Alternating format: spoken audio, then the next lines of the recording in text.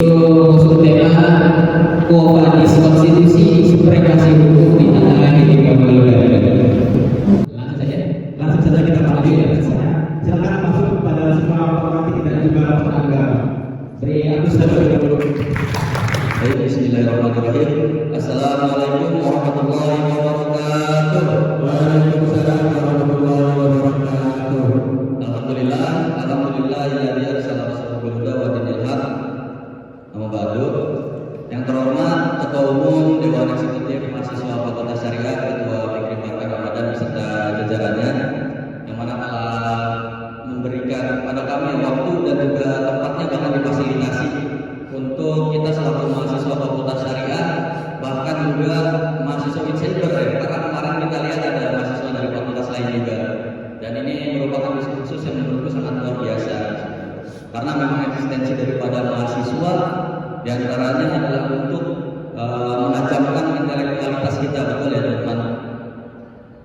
Yang saya hormati juga para ketua atau perwakilan dari masing-masing organisasi mahasiswa eksternal dan juga internal, dan juga tentunya kepada para hadirin, para audiens yang sangat bersemangat untuk dalam meningkatkan dan menajamkan intelektualitas kita. Mungkin langsung saja, tema dalam diskusi kita baik dari kemarin maupun sampai hari ini juga adalah terkait Quo Vadis Konstitusi, ya. Supremasi hukum di tengah hegemoni oligarki. Seperti yang kita ketahui teman-teman, Indonesia jelas ditulis termaktub secara eksplisit di dalam konstitusi kita, di dalam Undang-Undang 1945. Di sana dijelaskan bahwasanya kita Indonesia adalah negara hukum. Indonesia adalah negara yang menganut sistem demokrasi. Konstitusi bukan hanyalah sebatas teks hukum belaka, melainkan konstitusi adalah sebagai wajah daripada negara Indonesia. Konstitusi juga menjadi denyut daripada demokrasi. Konstitusi juga menjadi landasan sistem dalam kenegaraan. Namun akhir-akhir ini realitanya, kurasa konstitusi telah diberdiri oleh segelintir penguasa. Yang terjadi adalah seharusnya ya, dalam program legislasi jelas harus melibatkan partisipasi publik. Fokusku ke sana daripada materi yang disampaikan kemarin oleh Ibu Santri. Nah, dari sana kita berangkat dengan adanya setiap legitimasi hukum harus berlandaskan dengan unsur-unsur yang mendasar, diantaranya adalah filosofis, sosiologis, dan juga yuridis. Jelas lah ya, kita juga selaku mahasiswa Fakultas Syariah tentunya sudah mempelajari betul itu dalam ruang perkuliahan kita.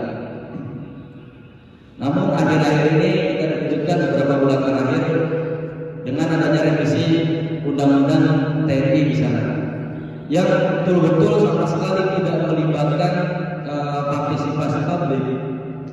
Bahkan sidang yang diadakan pun dilakukan secara sembunyi-sembunyi. Dilakukan di mana teman-teman? Di hotel ya, di tengah siang-siang bareng. Karena itu sudah panas-panasnya kita siang-siang bareng. Mereka para penguasa yang sangat luar biasa duduk di bangku kenyamanan, melakukan sidang di hotel. Padahal mereka telah difasilitasi oleh negara langsung dengan adanya gedung yang sangat luar biasa mewah dan megah pada di sana. Dan ternyata di balik itu semua adalah untuk melakukan sidang sembunyi-sembunyi. Walaupun di luar sana sudah ada massa yang sedang sedang menolak terhadap revisi undang-undang itu. Tapi suara kita tidak didengar, teman-teman. Mana yang katanya Vox Populi Vox Dei, partisipasi publik tidak dihilangkan lagi, teman-teman. Dan itu hanya sebatas formalitas saja sebenarnya pada hari ini. Makanya katakan konstitusi kali ini telah diberdiri oleh para penguasa di sana.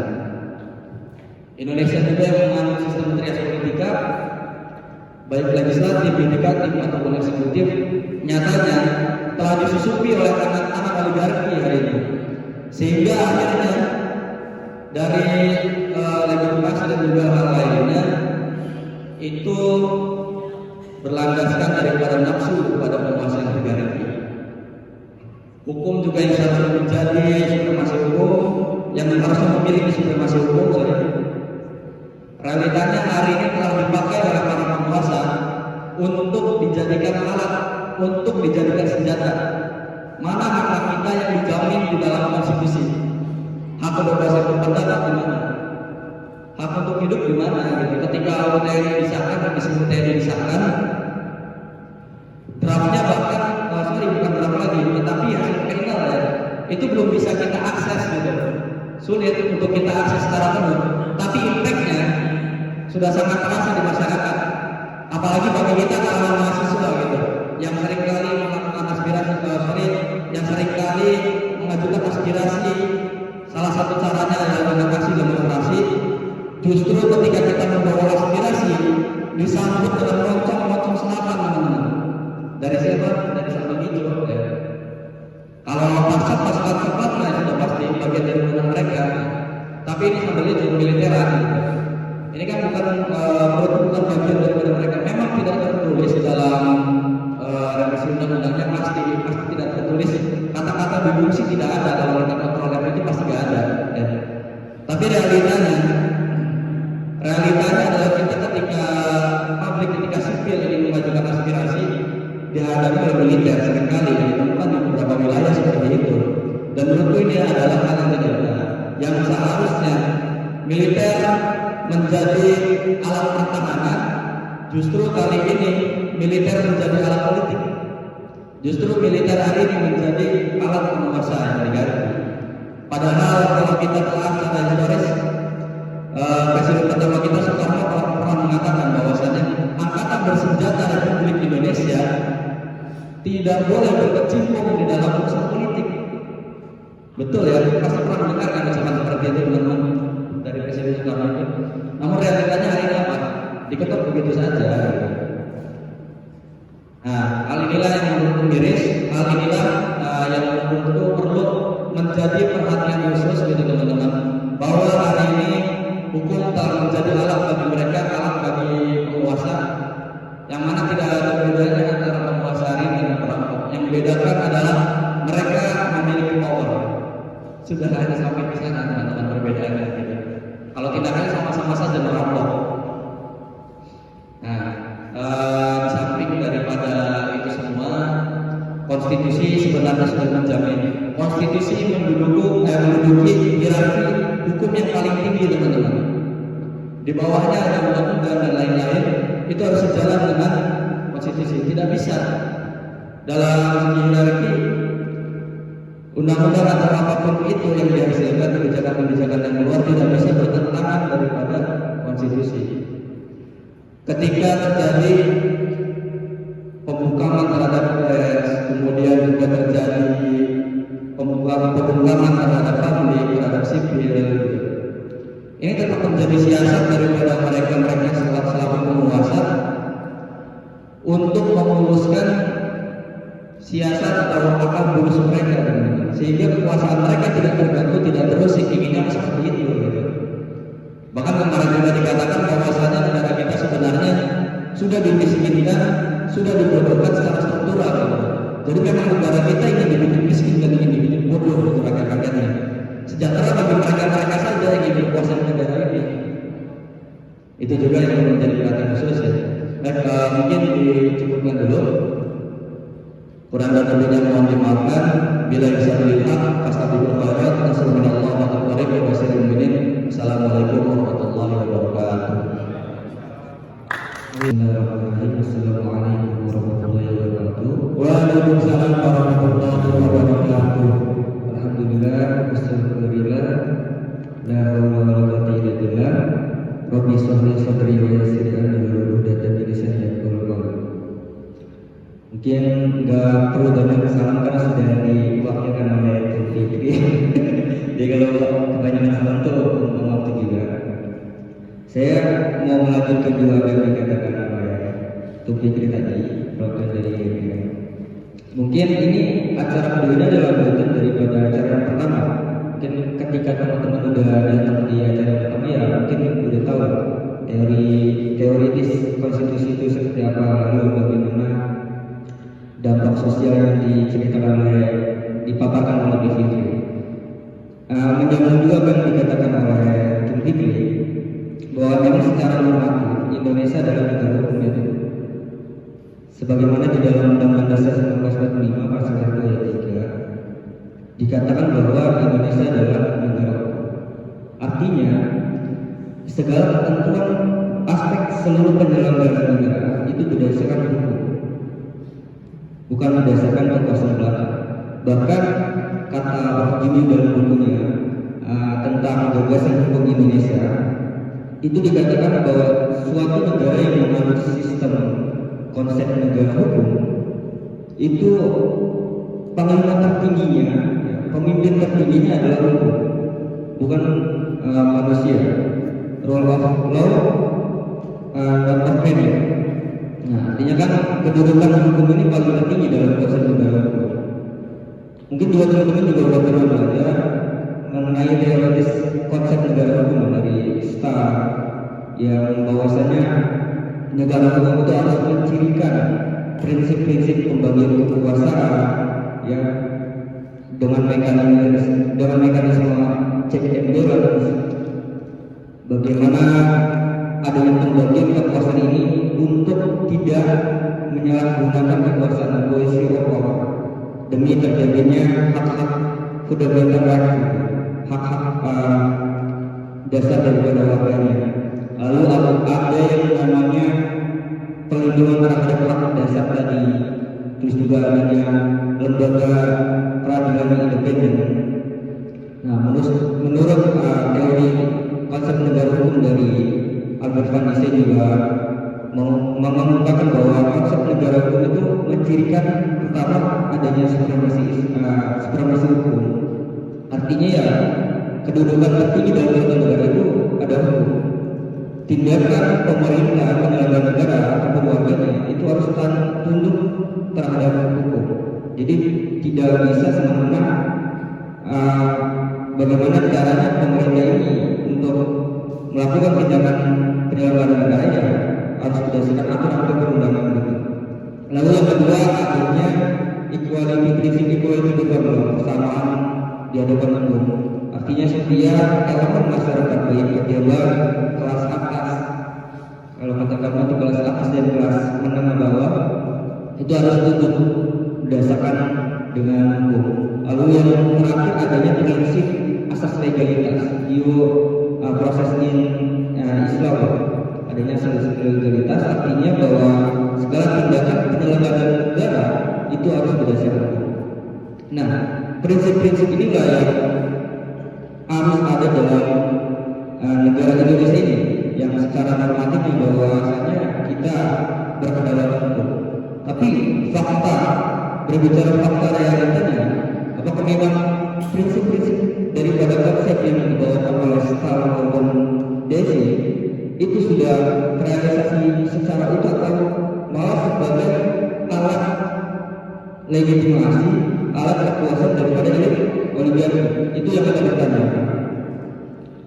Berbicara mengenai oligarki itu kan bukan cuma sekumpulan orang-orang kaya, bukan cuma sekumpulan orang yang punya mobil banjir atau cuma inilah, tapi bagaimana kelompok ini dengan kekayaan dan kekuasaan itu bisa mengendalikan sistem politik, sistem hukum, sistem ekonomi, bahkan sistem sosial di Indonesia. Untuk apa? Untuk mengedepankan kepentingannya, mempertahankan kekayaannya. Itulah yang tujuan utama daripada oligarki ini. Maka dampaknya bagi negara kita ini, negara demokrasi, ya, negara hukum juga, dampak pertama adalah oligarki dalam sistem ketatanegaraan Indonesia itu pelemahan penegakan hukum. Mungkin teman-teman juga bisa merasakan aparat penegakan hukum itu pilih-pilih dalam kasus-kasus tertentu. Misalkan dalam pendidikan kepolisian, ketika viral itu langsung bercek, sedangkan yang tidak viral itu masih ditahankan dulu. Atau mungkin dalam kasus besar korupsi, ketika suatu penjahat korupsi ini yang tidak menjadi bagian pokoknya itu bakal ditangkap dengan cepat. Tapi kalau misalkan penjahat korupsi ini masih dalam golongan itu akan ditahan dulu, akan mencari alasan-alasannya dulu mereka. Ini kan salah satu kelemahan, salah satu dampak oligarki bagi sistem ketatanegaraan kita ini ya, kelemahannya kan di dalam itu.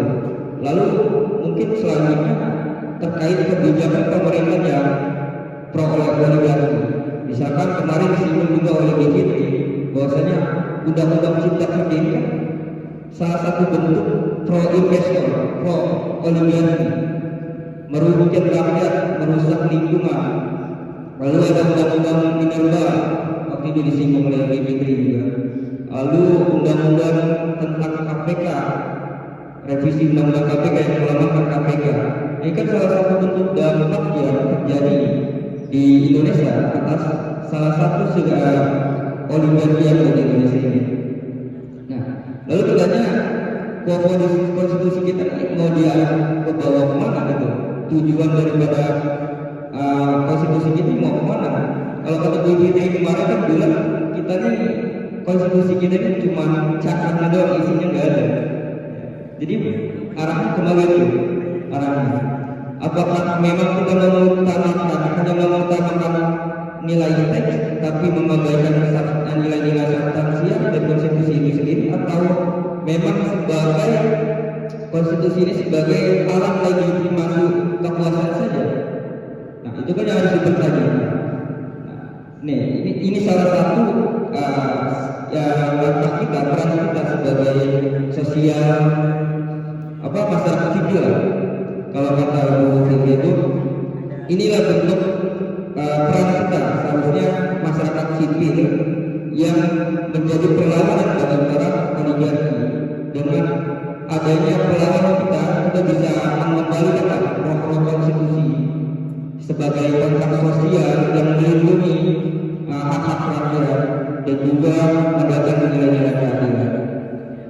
Mungkin itulah yang dapat saya sampaikan, karena memang pemaparan dari Bung Fikri dan juga pemaparan dari hasil hari pertama itu sudah sangat bagus. Mungkin selebihnya akan dimintakan oleh teman-teman. Kita diskusi lah bagaimana caranya agar oligarki ini bisa kalah gitu. Mungkin itu harus saja yang dapat saya sampaikan. Wabillahi taufiq wal hidayah. Wassalamualaikum warahmatullahi wabarakatuh. Sebelumnya saya ucapkan terima kasih kepada para pemantik penanggap yang dimana telah dapat meluangkan waktunya untuk hadir dalam acara kali ini, dan saya mengucapkan terima kasih kepada kawan-kawan dari Tema yang telah memberikan kepercayaan saya sebagai perwakilan dari Tema untuk menjadi pemantik. Di sini saya membawakan materi yang akan garis bawahi di bagian supremasi hukum dan oligarki.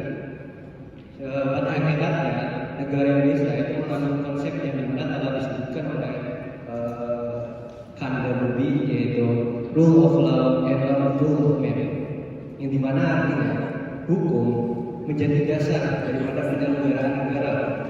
Apapun yang berlandaskan atau kegiatan-kegiatan konstitusional atau kegiatan-kegiatan kelembagaan itu harus berlandaskan apa yang dinamakan itu hukum. Semua penyelenggaraan negara itu harus berlandaskan pada hukum. Sejalan dengan pengertian yang tadi, di sini saya mengutip dari pendapat Abdul Mana. Supremasi hukum adalah upaya untuk menempatkan hukum pada posisi tertinggi dan menjadikannya sebagai panglima yang melindungi serta menjaga stabilitas kehidupan berbangsa dan bernegara. Jadi pada dasarnya konteks daripada supremasi hukum tersebut adalah untuk menjadikannya posisi tertinggi dan menjadikan sebagai panglima melindungi serta menjaga stabilitas kehidupan berbangsa dan bernegara.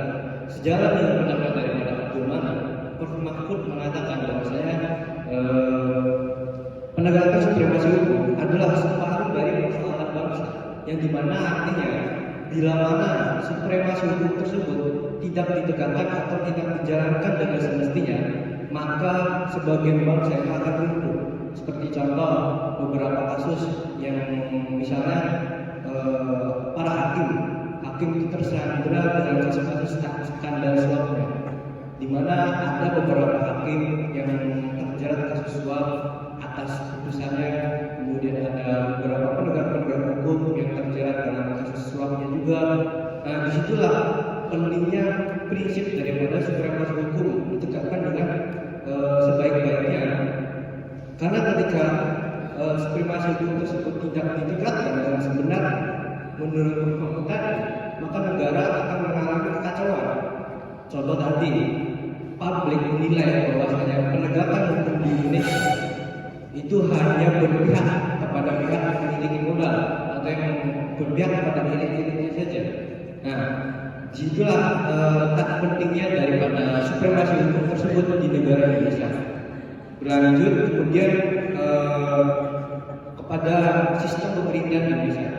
Di sini sistem pemerintahan Indonesia itu memang pemerintahan demokrasi. Yang dimana demokrasi tersebut biasa kita kenal sebagai kedaulatan rakyat atau biasa disebut dari rakyat oleh rakyat untuk rakyat. Itu secara ideal memang seperti itu. Nah, tapi di sisi lain kedaulatan rakyat ini agak sedikit terancam. Terancamnya di mana? Karena kita bisa bayangkan bahwasanya kedaulatan rakyat itu bisa diambil atau bisa dimaknai sebagai aspirasi, yang dimana penyelenggaraan negara atau keputusan negara atau keputusan kebijakan pemerintahan itu harus adanya di tangan rakyat, diambil melalui aspirasi rakyat. Nah, di sini celah dari makna hegemoni oligarki tersebut. Ketika peluang atau pintu daripada aspirasi rakyat tersebut dibuka, nah para elit-elit ini dia menganggap bahwasanya dia juga seorang rakyat daripada warga negara. Dia tidak mengambil dia, tapi dia langsung mengambil strategi atau mengambil tempat-tempat strategis ketika peluang aspirasi tersebut dibuka. Nah, di sini elit-elit daripada pemilik modal atau oligarki mengambil alih daripada aspirasi rakyat tersebut. Kemudian yang tadi awalnya adalah bernama kedaulatan rakyat, kemudian berubah menjadi kedaulatan konglomerat. Disinilah bentuk hegemoni daripada oligarki tersebut. Dalam pengambilan tes sebenarnya harusnya dalam pengambilan suatu keputusan atau pembuatan undang-undang itu kan harus menyertakan atau melibatkan aspirasi masyarakat. Kemarin juga sempat ada kasus daripada atau ada pernyataan dari Habibur, salah satu anggota legislatif. Dia berkata bahwasanya DPR sudah capek-capek membuat UU tapi dipatahkan oleh Mahkamah Konstitusi. Padahal di situ sudah jelas dasar daripada pematahan undang-undang tersebut oleh Mahkamah Konstitusi karena tidak adanya partisipasi meaningful, tidak adanya partisipasi sebenarnya, hanya formalitas saja, hanya elit-elit saja yang dihadirkan. Maka dari itu yang tadinya ruang aspirasi rakyat kemudian berubah menjadi ruang aspirasi konglomerat. Nah, kemudian timbul pertanyaan, kemudian rakyat itu bagaimana setelah oligarki tersebut menguasai aspirasi masyarakat tersebut. Nah, di sini rakyat hanya sebagai vote getter, pengumpul suara. Rakyat hanya difungsikan ketika pemilu saja. Tidak setelah pemilu itu terjadi atau terlaksana, kemudian ya sudah yang berperan atau bermain kemudian hanya elit parpol saja. Karena di sini juga peran parpol juga sangat penting dalam hegemoni oligarki tersebut. Karena di sini ada beberapa kutipan atau yang saya catat. Kan kita lihat secara empiris atau secara realitas, ketua-ketua parpol kita sekarang adalah elit-elit. Seperti contoh Bahlil dan siapa lagi PDI Megawati, itu kan kita apa ya, ditundukkan oleh para elit tersebut sebagai para kader-kader parpol.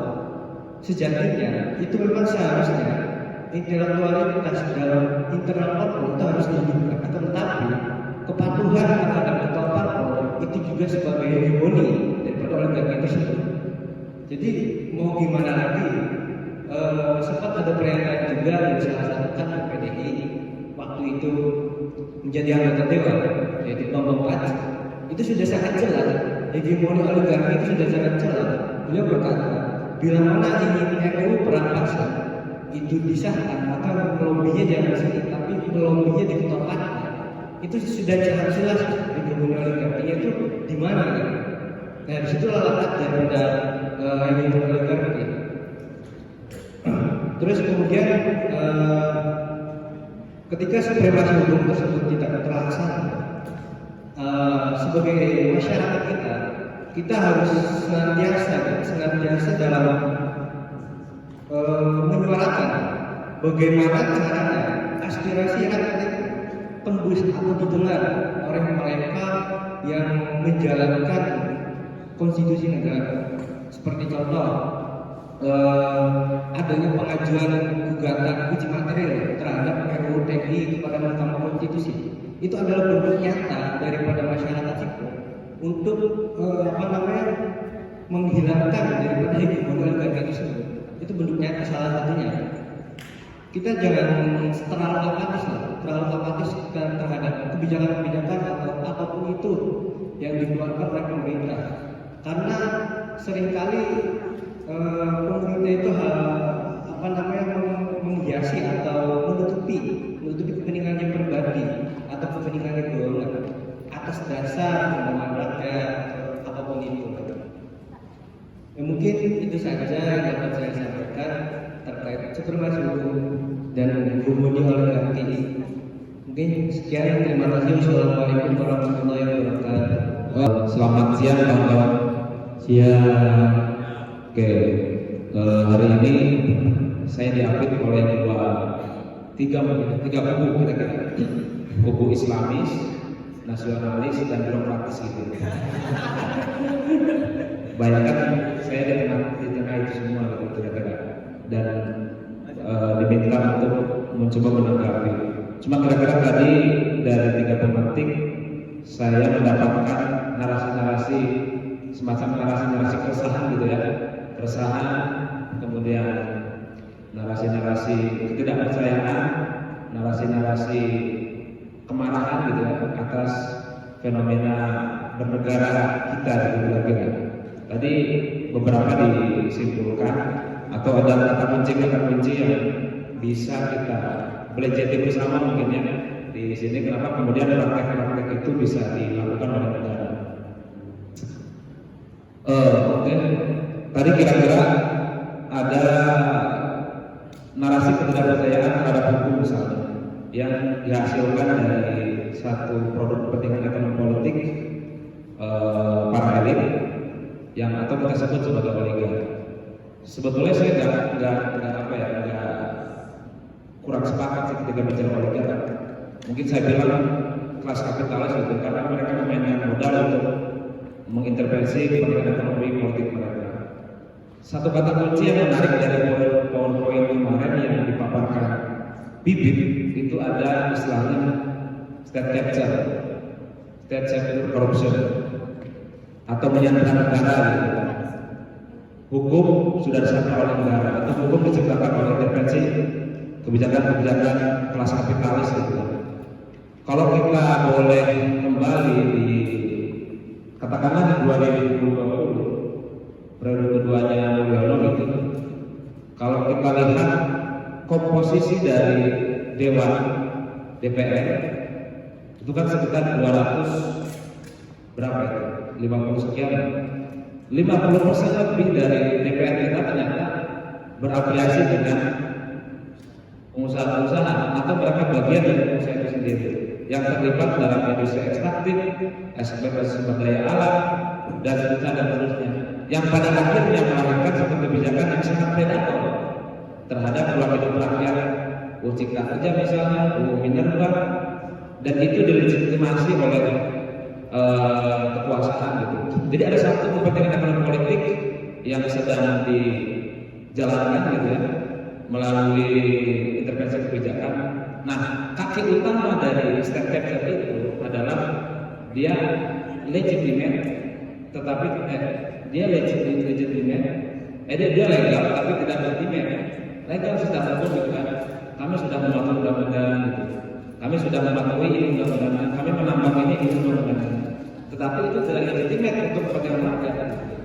Beberapa kasus misalnya undang-undang pengadaan tanah untuk kepentingan umum atau di PSN itu digunakan sebagai alat untuk menentukan perlawanan gerakan rakyat. Jadi kira-kira state capture ini gini ya, satu kawasan kita daerah gitu semacam dikapling-kapling atau menjadi etalase dagang untuk kepentingan ekonomi politik itu. Cirebon Timur dulu kira-kira mau gue jadiin industri, Cirebon Barat kira-kira gue mau jadiin pariwisata misalnya. Disokong dengan peraturan-peraturan yang kemudian mendukung tanpa melibatkan tadi misalnya partisipasi publik yang bermakna, kemudian masyarakat sekitar menjadi objek dari hukum itu sendiri. Nah, kira-kira kaki utama dari state capture ini adalah dengan menyandra negara melalui intervensi kebijakan-kebijakan negara. Pada akhirnya karena tadi komposisi dari DPR RI itu adalah mereka-mereka yang berafiliasi dengan kepentingan pengusaha, industri ekstraktif dan seterusnya, maka melahirkanlah undang-undang atau kebijakan-kebijakan yang sangat predator terhadap ruang hidup rakyat. Kira-kira begitu. Nah, kemudian tadi misalnya ada cerita-cerita soal bagaimana hukum itu kemudian dipengaruhi dan dikendalikan dengan sangat mudah gitu oleh pemangku kebijakan. Saya ingin cerita misalnya satu kasus biar teman-teman bisa berimajinasi gitu ya, bagaimana kemudian hukum ini digunakan untuk merepresi gerakan rakyat, merepresi kepentingan rakyat, dan itu dimainkan sangat sistemik oleh negara. Saya ambil satu kasus saja di Wadas misalnya. Wadas itu kan proyeknya strategis, proyek strategis nasional. Ini dilabeli oleh masalah oleh pemerintah bahwa ini adalah proyek strategis nasional. Jadi lu kalau mau melawan, berarti lu melawan negara atau lu melawan kepentingan umum. Kira-kira di situ ada diksi kepentingan umum. Jadi setiap kebijakan yang dibuat pasti didasari oleh kepentingan umum. Cuma kan pertanyaannya, siapa yang ngomong ini gitu kan? Oh yang ngomong ini adalah kelas kapitalis atau kata-kata rakyat di bawah. Nah kira-kira kan gitu. Nah, apa bentuknya kedua itu? Bentuknya bendungan dengan dalih ini untuk pengairan pertanian, ini untuk pengairan warga. Tapi apa kemudian yang terjadi? Wadas itu ditetapkan sebagai wilayah pertambangan untuk kepentingan umum bendungan. Jadi konstruksi bendungan itu dia kan membutuhkan material batu ya. Material batu untuk konstruksi bangunan bendungan dia butuh batu. Nah, wilayahnya itu sebetulnya nggak di Wadas. Wilayah bendungannya itu ada di Purworejo, di Kecamatan Purworejo.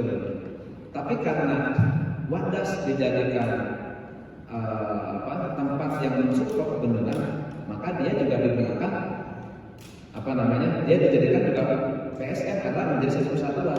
Padahal sebetulnya yang PSN itu bendungannya, tapi dia Wadas akhirnya terkena imbas dengan menggunakan undang-undang pengadaan tanah. Jadi undang-undang itu ada namanya undang-undang pengadaan tanah untuk kepentingan umum. Undang-undang nomor 12 dan 15 kalau salah. Undang-undang untuk kepentingan umum itu negara itu berhak mengambil alih satu wilayah ketika itu diperuntukkan untuk kepentingan umum. Bendungan itu kepentingan umum karena narasinya akan digunakan untuk perairan dan seterusnya. Tapi Wadas dimasukkan untuk kepentingan umum karena dianggap juga bagian dari PSN. seharusnya yang digunakan adalah undang-undang minerba, tapi yang digunakan adalah undang-undang pengadaan tanah. Coba bayangkan, satu kawasan produktif yang di dalamnya ada pertanian, ada masyarakat melakukan aktivitas ekonomi di situ. Menurut undang-undang minerba ini nggak boleh jadi itu pertambangan.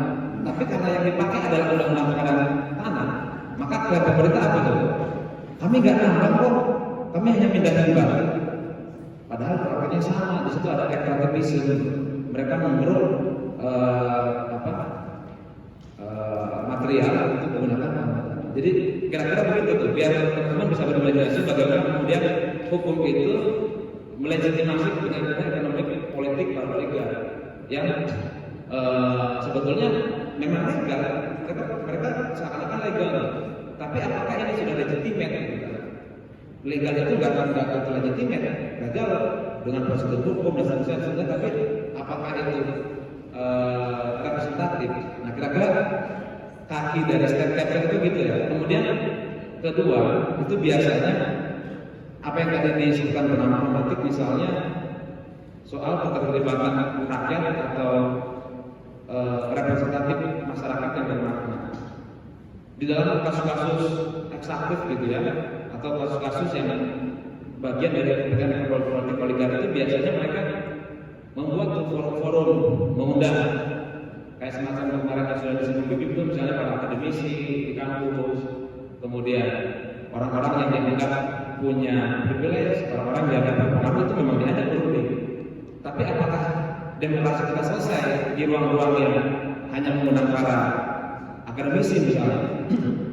Apakah Profesor Taan Jalani itu mewakili suara mahasiswa gitu kan? Apakah Profesor Hukum Tata Negara itu mewakili suara-suara masyarakat? Sedangkan yang akan menjadi objek dari hukumnya tidak ikut dilibatkan atau tidak pernah ikut dilibatkan gitu. Malah kita diberi ruang atau diberi ruang untuk menyalurkan aspirasi keresahan melalui jalur hukum, misalnya ada JR. Saya sebetulnya sepakat ada JR. JR itu kan di satu sisi itu adalah saluran politik ketika kita tidak sepakat dengan kebijakan undang-undang TNI ini misalnya, dikeluarkan oleh pemerintah. Kami nggak sepakat nih, anak-anak HM ini nggak sepakat. Ayo kita adu ke MK, ayo kita adu ke Mahkamah Konstitusi. Tapi sejauh mana Mahkamah Konstitusi akan mengakomodir kepentingan? Udah habis ya? Warahmatullahi wabarakatuh. Waalaikumsalam warahmatullahi wabarakatuh. Mungkin tadi banyak yang disampaikan oleh kawan-kawan semua dari Cipayung dan juga dari Komite mengenai supremasi hukum dan oligarki ini. Mungkin saya sedikit menambahkan saja untuk nanti juga saya akan menambahkan apa yang telah disampaikan sama kawan kita dari DEMA itu. Saya mau menyampaikan kutipan dari Walter Hamilton. Walter Hamilton itu seorang profesor dari Amerika, dia pakar hukum juga.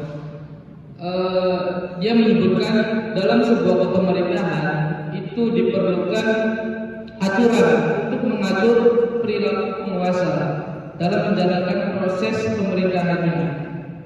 Sebagai itu dapat dibatasi dan dikendalikan sebagaimana mestinya. Jadi Walter Hamilton ini dia menambahkan mengartikan sebuah konstitusi itu adalah barometer atau tolak ukur daripada hukum dan kekuasaan negara, termasuk penguasa negara yang memang dia menjabat sebagai aktor politik, di mana konstitusi ini merupakan semacam pembatasan lah. Di sini juga limited government, dia juga pembatasan kekuasaan. Jadi penguasa ini agar tidak rakus, agar semua yang ada di barisan-barisan DPR dan juga presidennya mungkin yang rakus akan kuasa itu bisa cover dengan konstitusi ini. Selanjutnya ada pemahaman konstitusi sendiri juga menetapkan hukum sebagai sistem dalam menjalankan tatanan negara.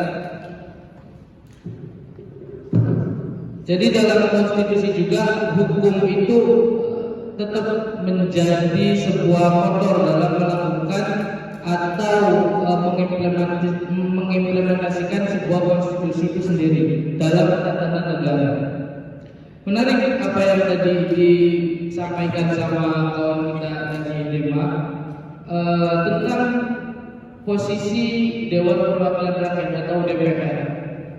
Memang DPR itu salah satu tugasnya itu untuk controlling dan juga pembahasan mengenai anggaran dalam suatu kementerian.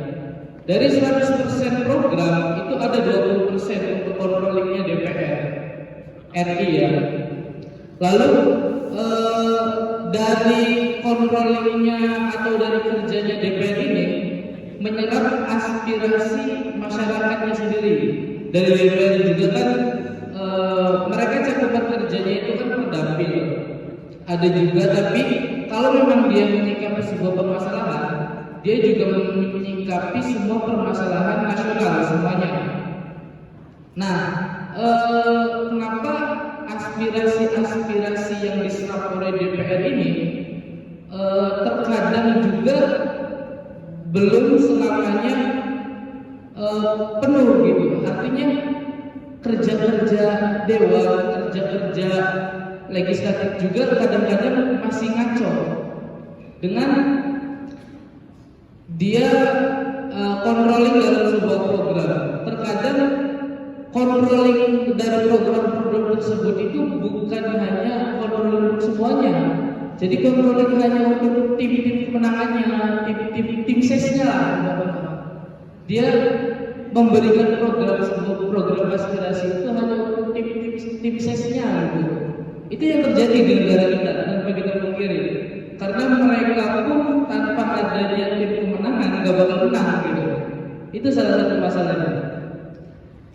Lalu pembuatan undang-undang dari DPR pun menurut saya pribadi langkahnya memang sudah bagus dengan tataran ada uji publik dan juga ada nanti terakhir dari keputusan MK. Tapi yang sangat disayangkan adalah implementasinya yang masih sangat jelek. Ini yang harus kita garis bawahi dan nanti kita akan diskusikan per hari ini, per detik ini, apakah regulasi yang sudah dibuat oleh regulasi pengesahan undang-undang dari yang dibuat yang disaring dari aspirasi dan ditanggung oleh DPR dan juga disahkan oleh MK ini, apakah per hari ini di negeri kita ini secara nasional itu sudah baik atau masih kacau? Itu mungkin yang akan nanti kita diskusikan dan kita kembalikan lagi ke kawan kita. Turunan dari Marxis. Nah, tapi ternyata yang bisa menghegemoni itu bukan hanya kelas buruh, tapi penguasa juga bisa melakukan hegemoni. Yang mana kalau kelas buruh itu melakukan hegemoni untuk merebut kekuatan kekuasaan rezim, tapi penguasa penindas ini melakukan hegemoni itu untuk mempertahankan dominasinya. Nah, melalui apa mempertahankan dominasinya? Ini tadi momen kesadarannya itu yang ketiga, menggunakan momen kesadaran yang ketiga. Bentuk hegemoninya itu ada dua, ada bentuk hegemoni transformisme dan ada hegemoni ekspansif. Nah, pemerintah ini lebih banyak menggunakan bentuk hegemoni transformisme, yaitu menggunakan revolusi pasif, yang mana secara perlahan. Nah, hegemoni yang dilakukan adalah melalui ideologi dan politik. Makanya setelah tadi terkait hegemoni dinasti, kita lanjut kepada pembahasan terkait Thomas Althusser, bukan Thomas Althusser, tapi Louis Althusser. Louis Althusser ini mempunyai konsep yaitu ideologi state apparatus, yaitu aparat ideologi negara, yang mana ini digunakan untuk menghegemoni masyarakat atau kelompok-kelompok yang tersubordinasi, yang terendahkan. Nah, melalui ideologi aparat negara ini, hegemoni ini. Yaitu apa? Ideologi state apparatus ini adalah suatu hegemoni yang dilakukan oleh pemerintah untuk menguasai kelompok-kelompok yang bersubordinasi. Di antaranya ISE, disingkat ISE, di antaranya itu ada hukum, pendidikan, media, dan masih banyak lagi. Nah, ISE ini sudah dikuasai oleh para oligark ini atau penguasa. Karena kalau kita baca perhitungan kapitalisme global karyanya Gus Dur, di situ dijelaskan bahwasanya kita ini sebenarnya masih dijajah, tapi penjajahan secara infiltrasi modal asing. Ya, saya menafsirkan bahwasanya konstitusi itu adalah konstitusionalisme yang something like limited government. Bahwasanya konstitusi itu adalah pemerintahan yang terbatas, tapi tidak membatasi investasi asing. Di situ. Nah, otomatis yang penguasa sebenarnya itu bukan pemerintah, tapi adalah kapitalisme atau oligarki ini. Nah, kapitalisme dan oligarki ini melakukan kekerasan represif kepada ideologi state apparatus ini. Kita bisa baca di bukunya Louis Althusser itu, yaitu On the Reproduction of Capitalism, Ideology and Ideological State Apparatus. Di situ dijelaskan bagaimana masyarakat yang terlihat liberal, yang bebas, ya kita terlihat bebas nih, kita terlihat bebas, kita berhak bersuara, ya kita menggunakan sistem demokrasi. Tapi kita didominasi oleh suatu kekerasan atau tindakan yang represif. Ya jelas kita melakukan demo, tapi kita dikerasi. Kita melakukan suara-suara melalui media, terkenal lagi berupa hacker dan ancaman-ancaman. Nah di sini jelas ada kekerasan aparat ideologi negara gitu. Nah lebih jelasnya lagi di ini awal dari adanya kekerasan terhadap aparat ideologi negara itu di zaman Pak Harto. Ini jelas Pak Harto yang selalu menggaungkan pembangunannya dengan nama pelita pembangunan 5 tahun. Di situ beliau menggaungkan terkait bagaimana pendidikan ini harus bersifat positivistik, yang mana ini membuat membuat kita kaum terdidik itu atau para yang melakukan pendidikan itu seakan-akan tidak diperbolehkan untuk mengetahui adanya penindasan dan eksploitasi. Nah, jadi ketika kita melihat itu jelas bahwasanya supremasi hukum ini atau hukum ini di tengah hegemoni oligarki itu jelas sebagai alat dari para oligark untuk mempertahankan dominasinya atas kelompok-kelompok yang bersubordinasi. Nah, salah satu titik kompromisnya karena ketika diskusi itu menurutku tidak ada yang namanya solusi, tapi bagaimana kita menemukan suatu titik kompromis. Karena kan tadi hegemoni itu adalah kepentingan yang membuat kepentingan di atas kepentingan yang lain gitu. Dan kepentingan bersama. Nah jadi kan kita ini kan berbagai banyak orang kan, tidak mungkin kepentingannya itu satu. Bagaimana kita menemukan titik kompromis tadi? Nah titik kompromis begitu itu bagaimana kita menggunakan hegemoni Gramsci yang ketiga tadi, yaitu membuat kepentingan yang bersama. Karena aktor utama dalam konsep hegemoni Gramsci itu kan adalah kelas buruh, gitu. Bukan kelas penguasa, tapi kelas buruh. Bagaimana kita bisa menguasai tatanan rezim dengan membuat kepentingan di atas kepentingan kelompok lain. Karena yang dilakukan penguasa itu seperti itu gitu. Mereka membuat kepentingan yang seakan-akan itu adalah kepentingan masyarakat umum, kepentingan umum. Kan tadi juga oleh Mas Alim disebutkan seperti itu gitu. Yang pemerintah ini membuat kebijakan itu mengatasnamakan kepentingan umum, tapi kepentingan umum yang mana? Kan gitu. Mungkin itu saja dulu.